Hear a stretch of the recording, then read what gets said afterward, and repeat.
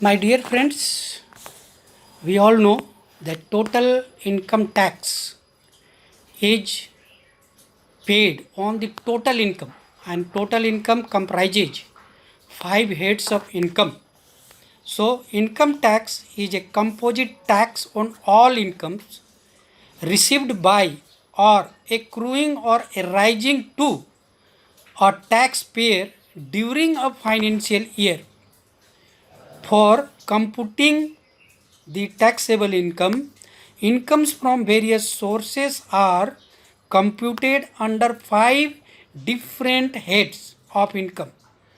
If there are 2 or more sources of income falling under a head of income, the income is computed separately for each source and then aggregated under that head.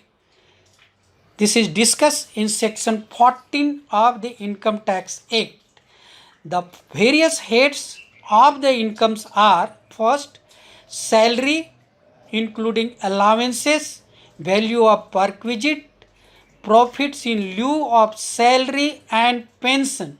This is discussed in section 15 to 17.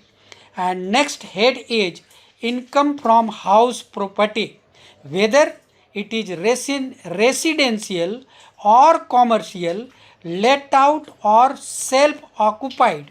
This is discussed in section 22 to 27. Next head is profits and gains of business or profession.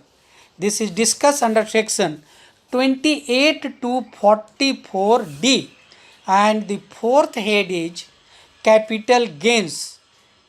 Section covered are 45 to 55A. And the last head, that is called residual head, that is income from other sources.